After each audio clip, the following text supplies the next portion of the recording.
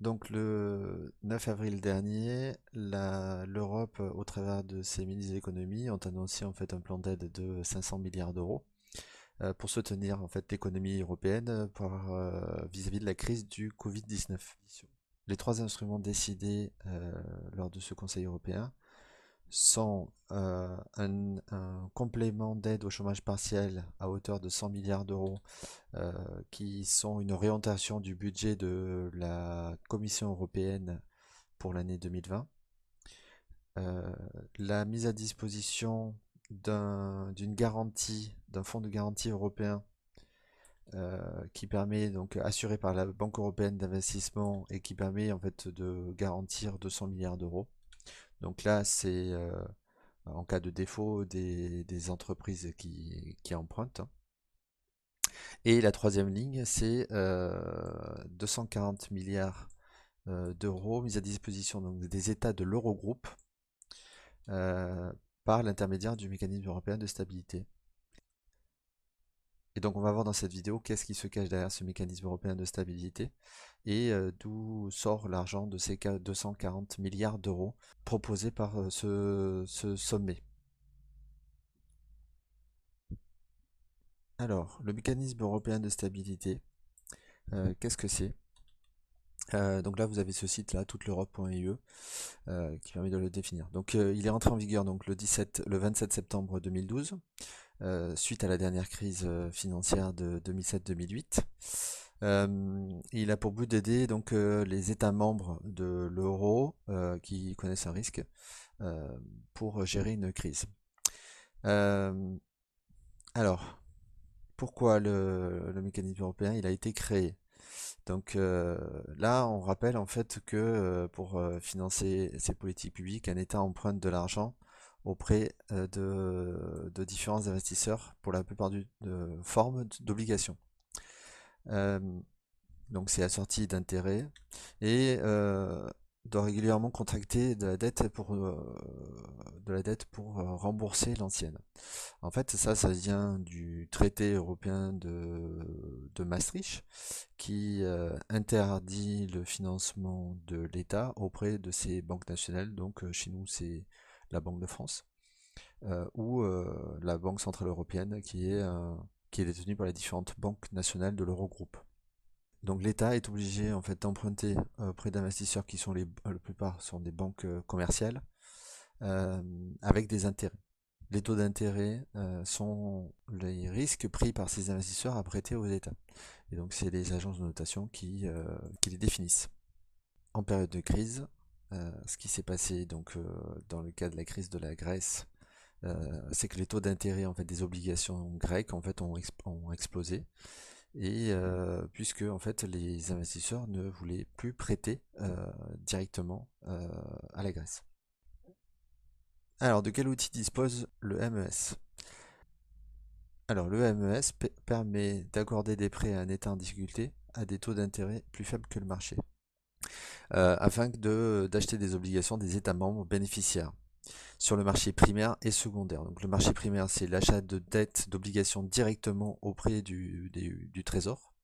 Et le marché secondaire, c'est les obligations qui sont vendues après la souscription initiale et durant la vie de l'obligation. Si c'est une obligation pendant 10 ans, par exemple, les obligations peuvent être vendues sur le marché secondaire. Le traité du MES indique que ces taux d'intérêt doivent être pour couvrir les besoins minimums de fonctionnement du fonds. Le mécanisme européen de stabilité a son siège au Luxembourg, qui les comporte un conseil des gouverneurs composé des ministres des Finances des États membres, un conseil d'administration et un directeur général. Donc là, c'est un Allemand qui a été en poste depuis 2012. Alors, je vais passer sur la différence entre MES, FESF, MESF et FESF, qui sont les fonds européens de stabilité financière et les mécanismes européens de stabilité. Donc ça a été fusionné dans le MES, qui ont été des créations d'urgence en fait de 2010. Alors, d'où sort l'argent détenu par le mécanisme européen de stabilité? Il a 80 milliards de fonds propres qui ont été alimentés en fait par les différents États. Il y a 620 milliards de capital pour lequel il y a un engagement de l'État à être fourni. Donc ça fait un fonds à 700 milliards, mais dans la réalité, il y a actuellement que 80 milliards d'euros présents sur le fonds. L'alimentation, donc, il est fait par les États membres en fonction de leur richesse. Donc, l'Allemagne contribue à 27%, la France à 20,5%, l'Italie à 18%, et ainsi de suite. Donc, les deux premières tranches en fait de ces 700 milliards d'euros ont été libérées en octobre 2012 et en 2013 pour alimenter le fonds avec les 80 milliards.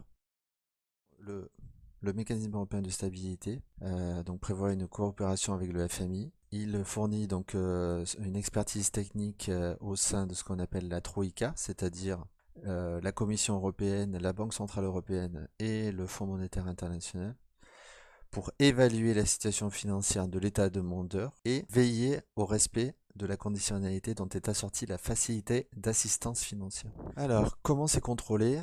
Le plan de redressement et l'intervention du mécanisme européen de stabilité sont uniquement décidés par les ministres de la finance de la zone euro. Le Parlement européen n'a aucun droit de regard, seuls les parlements nationaux peuvent donner leur avis. En termes de décision et de vote, donc c'est défini dans l'article 4 du traité définissant le mécanisme européen de stabilité. Il y a une procédure d'urgence qui nécessite en fait une majorité à 85%. Au final, ce qui induit un droit de veto de l'Allemagne, de la France et de l'Italie, puisque tous trois ont une part de vote qui est supérieure à 15%.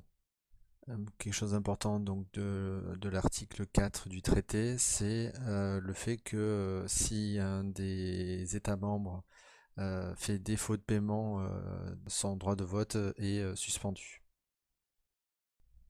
Alors maintenant, si on s'intéresse aux aides, ici on a un tableau en fait qui indique pour tous les pays qui ont été aidés, c'est-à-dire l'Irlande, le Portugal, l'Espagne, Chypre et la Grèce, les dates de début et de fin d'aide, avec les montants agréés, qui sont cette colonne ici, les montants distribués, donc l'argent qui a été réellement débloqué et transmis au pays, et le montant ici dans cette dernière colonne qui est l'argent qui a déjà été remboursé. Donc si on prend l'exemple de l'Irlande, en fait, il y a eu un prêt d'un peu moins de 18 milliards d'euros avec une maturité, c'est-à-dire un capital qui doit être rendu au bout de 12 ans.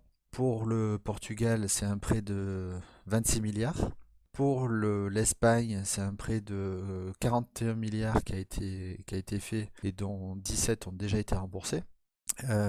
Chypre, c'est 6 milliards 3. Et pour la Grèce, c'est lui qui était à l'origine de la création de ce fonds, hein, de la crise grecque. Donc c'est 62 milliards. Donc à ce jour, il y a 2 milliards qui ont été remboursés et sa maturité, on voit par rapport aux autres pays, en fait, est beaucoup plus longue, plus de 33 ans. Hormis le cas de la Grèce, les aides accordées aux autres pays, en fait, se sont faits sur essentiellement pour les secteurs bancaires. En termes de conditionnalité, donc on va pas rentrer dans ce détail-là, mais grosso modo, c'est ce qu'on a appelé l'austérité. C'est le fait qu'il y ait une diminution drastique des aides publiques. C'est le fait qu'il y ait des réformes des retraites. Une des conditionnalités appliquées à l'État chypriote pour effectuer l'aide, ça a été une ponction de 60% de l'épargne sur les comptes de plus de 100 000 euros. Donc cette ponction de 60%, en fait, il y a une partie qui a été transformée en actions de la banque. Il y a une partie dont l'intérêt sur le capital a été tout simplement supprimé. Et une partie non négligeable, 40%, a tout simplement été transformée sous condition de redressement de la banque. Pour essayer de comprendre comment fonctionne un fonds monétaire, on va regarder en fait le bilan comptable qui a été publié au 31 décembre 2018. Et on va essayer de comprendre en fait comment est structuré donc le fonds. Donc toute entreprise a ce qu'on appelle un actif et un passif en termes de comptabilité. Les actifs, c'est ce qu'on détient et le passif, c'est ce qu'on doit. Donc quand on regarde en fait les actifs présents, on s'aperçoit qu'il a 65 milliards en cash, donc c'est l'argent qu'il a sur le compte en banque. Ce qu'on voit, c'est qu'il a 90 milliards qui ont été prêtés. En actifs, on considère que les prêts qui ont été accordés aux différents États, donc à Chypre, à l'Espagne, au Portugal, sont des actifs puisqu'il y a un engagement de ces États à rembourser la somme d'argent, même si c'est dans un futur relativement éloigné. Pour faire fructifier le capital qu'il détient, le MES en fait a acheté des obligations sur le marché à hauteur de 25 milliards d'euros. Donc c'est des obligations américaines, européennes, ces obligations asiatiques aussi, qui lui permettent de faire fructifier l'argent qu'il a. Bien entendu, comme c'est un fonds qui sert en fait d'aide, la totalité n'a pas été mise à contribution. La dernière partie de l'actif, le MES, détient en fait une promesse des différents États membres de l'euro à lui apporter, si besoin, donc les 624 milliards.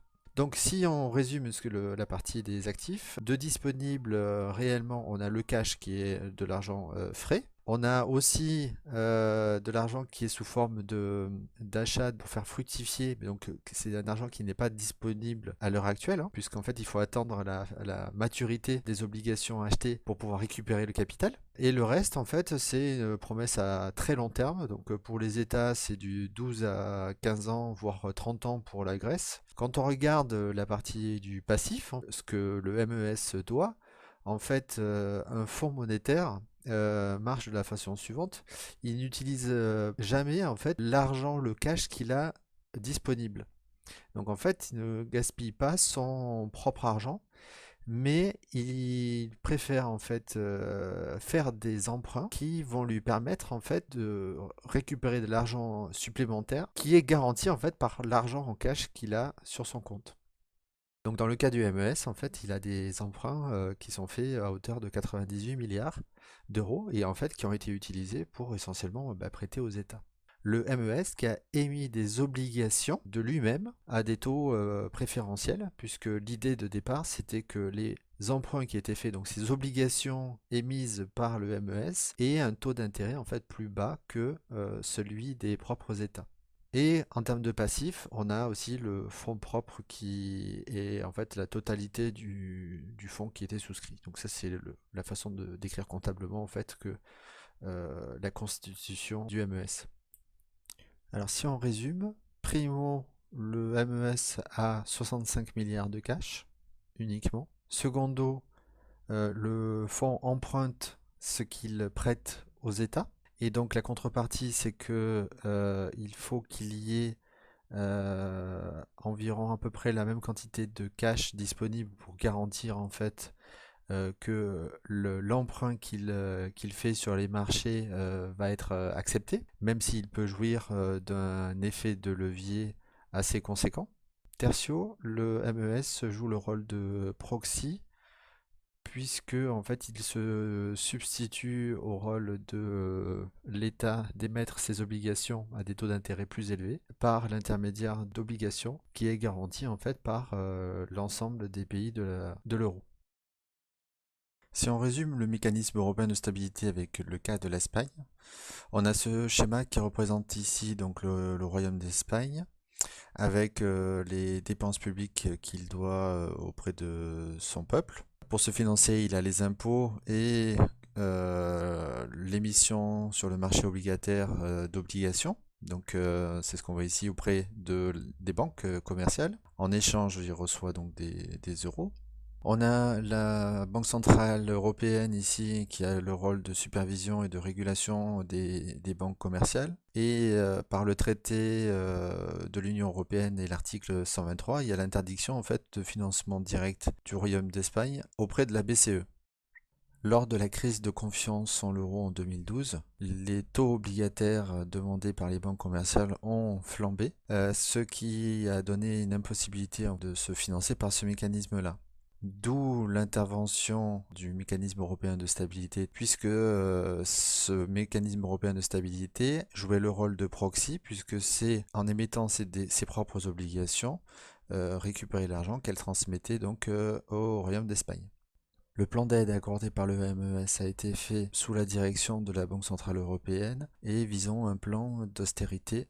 Ensuite, ce qui est paradoxal, c'est que pour créer ce mécanisme européen de stabilité, le propre Royaume d'Espagne a dû fournir, au travers des traités et du capital souscrit, une part significative du fonds détenu par le MES. Si on regarde en termes de valeur, le Royaume d'Espagne a versé 9,5 milliards d'euros, à peu près à la même période, s'est engagé à verser 83 milliards d'euros, et en retour a eu une aide de 41 milliards d'euros, qui correspond à peu près à 4% du PIB. Là, on comprend toute l'absurdité de ce mécanisme européen de stabilité, notamment par le fait qu'il a été dessiné pour traiter des petites économies, mais du moment où on arrive avec des grandes économies, le fonds est sans intérêt. D'où la question d'ailleurs de pourquoi le gouvernement Rajoy a accepté ce mécanisme européen de stabilité à l'époque et a effectué ce montage financier qui est une absurdité. Pour bien comprendre la bêtise de ce mécanisme européen de stabilité et comment il fonctionne, on va prendre l'exemple de l'Italie, dans l'hypothèse où elle demande à avoir à peu près donc 10% de son déficit financé au travers du MES. Ces 10% de déficit correspondent à un montant de 180 milliards. Le MES va, comme on l'a vu précédemment, va émettre en fait des obligations d'un montant à peu près équivalent à celui qui est demandé par l'Italie, c'est-à-dire 180 milliards. Au regard de ce prêt, des prêts obligataires qui sont faits, le MES va verser, en échange d'un plan d'austérité négocié auprès de la Banque Centrale Européenne et probablement du FMI, l'Italie s'engagera à rembourser auprès du MES en fait cette somme d'argent. Pour pouvoir réaliser cette opération, le MES va devoir se recapitaliser, faute de quoi il perdra sa crédibilité pour émettre ses obligations. Cette recapitalisation vient des États membres à hauteur de leur clé de répartition, définie dans les traités, à savoir une contribution de l'Espagne de 21 milliards, pour la France ça serait 36 milliards, et enfin pour l'Allemagne qui est le premier contributeur, ça serait 48 milliards d'euros. Enfin, l'absurdité totale, l'Italie devrait lui-même verser 32 milliards d'euros pour pouvoir avoir droit à l'aide du MES. Et ça, c'est juste dans le cas où le Royaume d'Espagne peut s'acquitter de cette valeur, que l'État français a de quoi payer cette somme d'argent, et l'Allemagne acquiesce gentiment et nous fournit cet argent. Le terme absurdité est ici un mot très gentil au regard de ce montage que l'Europe propose, que l'Europe a proposé aux différents pays depuis 7 à 8 ans, et qu'elle repropose dans le cadre de la crise du Covid-19 à l'État italien et aux pays du Sud pour se financer. C'est absurde, c'est le mot le plus gentil qui puisse être utilisé. Voici donc ce fameux plan d'aide massif de l'Union européenne apporté lors de la conférence du 9 avril pour aider les pays membres à affronter l'urgence sanitaire du Covid-19. Cette démonstration reflète l'absence totale de solidarité entre les pays et révèle les faiblesses mêmes de l'Europe. Pour ma part, je trouve ça honteux de nous faire croire qu'il y a eu une aide quelconque de l'Europe pour gérer cette crise du Covid-19.